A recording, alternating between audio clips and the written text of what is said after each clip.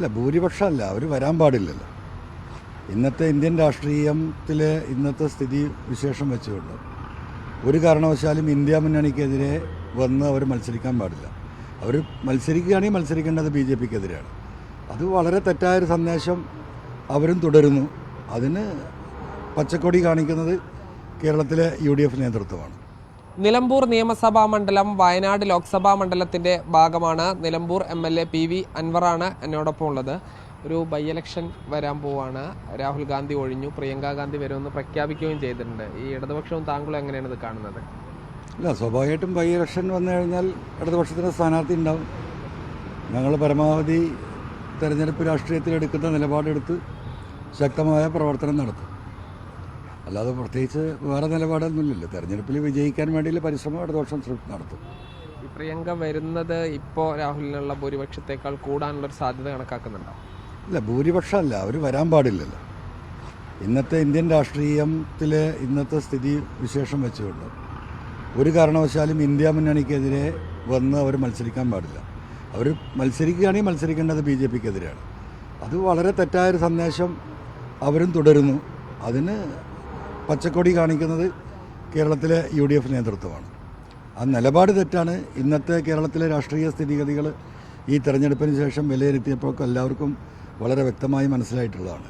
ഒരു മൂന്നാം മുന്നണിയുടെ ഒരു പിറവി കേരളത്തിൽ കാണുകയാണ്. അത് കേരളത്തെ സംബന്ധിച്ച് കേരളത്തിൻ്റെ ഒരു മതേതര സ്വഭാവം വെച്ച് വലിയ പ്രതിസന്ധികൾ ഭാവിയിൽ സൃഷ്ടിക്കാൻ സാധ്യതയുള്ള ഒരു ഘട്ടമാണ്.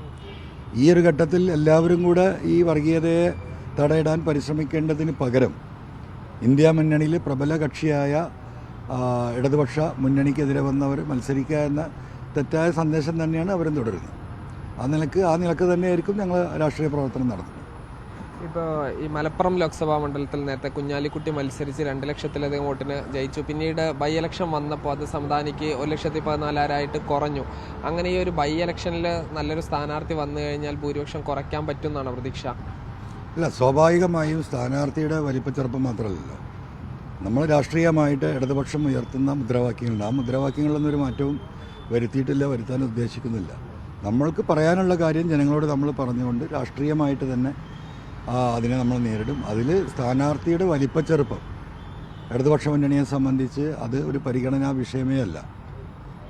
ഇപ്പോൾ ഇടതുപക്ഷത്തിന് നിലപാടുകളാണ് പ്രധാനം എന്ന് പറഞ്ഞു. ഇപ്പോൾ വലിയൊരു പരാജയമാണ് ഉണ്ടായത്. ആലത്തൂർ മാത്രമാണ് വിജയിച്ചത്. ഇപ്പോൾ എന്തൊക്കെയാ ഈ പ്രത്യേകിച്ച് ഈ മണ്ഡലത്തിൽ ഈ ഒരു ബൈ ഇലക്ഷൻ വരുമ്പോൾ എന്തൊക്കെയാ ഒരു നടപടികൾ സ്വീകരിക്കണമെന്നാണ് നിങ്ങൾ പ്രതീക്ഷിക്കുന്നത്, ആഗ്രഹിക്കുന്നത്? അല്ല, ഇപ്പോൾ ഈ ബൈ ഇലക്ഷനിൽ ഇപ്പോൾ വയനാട് പാർലമെൻറ്റ് മണ്ഡലത്തിൽ രാഹുൽ ഗാന്ധിക്ക് ഏറ്റവും വോട്ട് കുറഞ്ഞത് നിലമ്പൂർ മണ്ഡലത്തിലാണ് ഏറ്റവും വോട്ട് കുറഞ്ഞത്. ആ നിലപാട് തന്നെ തുടരും. അപ്പോൾ സ്വാഭാവികമായും അന്ന് ഉണ്ടായിരുന്ന രാഷ്ട്രീയ സ്ഥിതിഗതികളെക്കാൾ കുറച്ചും കൂടി അലർട്ടാണ് ജനങ്ങൾ. ആ നിലക്ക് ജനങ്ങളതിനെ ഏത് രീതിയിൽ കാണുമെന്ന് നമുക്കിപ്പോൾ പറയാൻ കഴിയില്ല. അത് അവരുടെ നിലപാടിനനുസരിച്ചിരിക്കും. ഇടതുപക്ഷത്തിൻ്റെ നിലപാട് കൃത്യമായി പറഞ്ഞുകൊണ്ടുള്ള തെരഞ്ഞെടുപ്പ് പ്രവർത്തനം നടത്തും. എന്നാലും ഒരു ഉപതെരഞ്ഞെടുപ്പ് വരുന്നു. അതിന് LDFും എല്ലാവിധത്തിലും ഒരുങ്ങുന്നു എന്നുള്ളത് കൂടിയാണ് നമ്മൾ മനസ്സിലാക്കേണ്ടത്. ജിഷ്ണു മീനങ്ങാടിക്കൊപ്പം സാജിദ് അജ്മൽ, മീഡിയ 1 മലപ്പുറം.